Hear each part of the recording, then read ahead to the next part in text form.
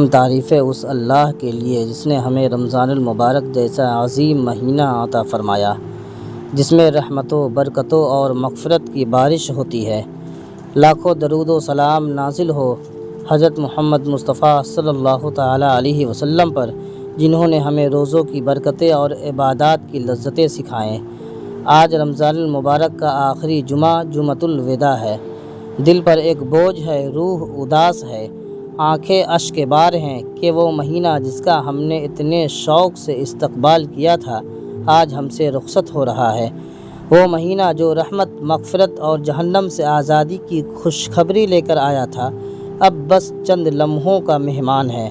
الوداع اے ماہ رمضان، وہ سحری کی برکتیں، وہ افطاری کی رونقیں، وہ تلاوت قرآن کی مٹھاس، وہ تراویح کی روحانی فضا، وہ راتوں کے سجدے، وہ آنکھوں کے آنسو، وہ توبہ کے لمحات، سب رخصت ہو رہے ہیں۔ اے میرے بھائیوں، آج کا دن خوشی کا نہیں بلکہ اپنے اعمال کا محاسبہ کرنے کا دن ہے۔ سوچئے، کیا ہم نے رمضان المبارک کی قدر کی؟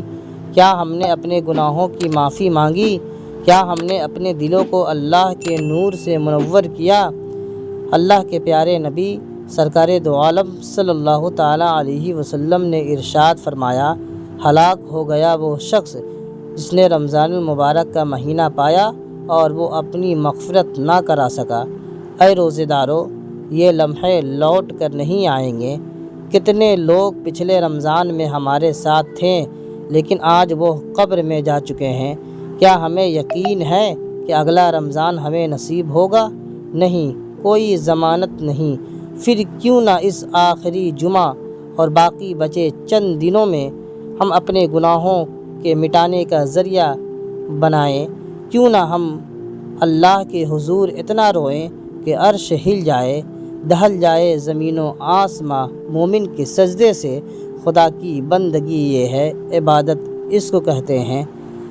وہ راتیں جب قرآن کریم کی تلاوت کی جاتی تھی، وہ لمحے جب دل نور وحی سے جگمگا اٹھتا تھا، وہ وقت جب فرشتے رحمتیں لے کر اترتے تھے، کیا ہم نے اس کا حق ادا کیا؟ اے اللہ عز و جل، ہمیں معاف فرما دے۔ ہم کمزور ہیں، خطا کار ہیں، نافرمان ہیں، لیکن تیرا دروازہ کھلا ہے۔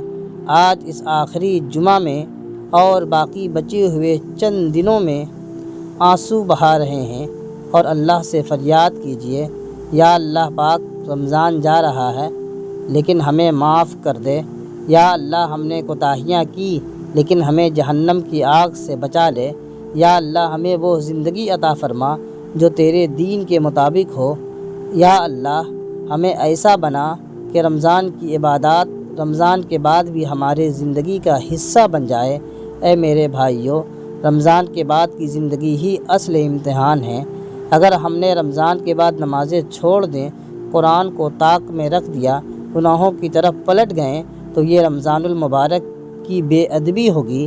یاد رکھیے، اصل کامیابی استقامت میں ہے کہ رمضان المبارک کو اپنے لیے کامیابی کا ذریعہ بنائے۔ صدقہ فطر اور زکوٰۃ کا اہتمام کرے تاکہ غریبوں کو بھی عید کی خوشیاں مل سکیں۔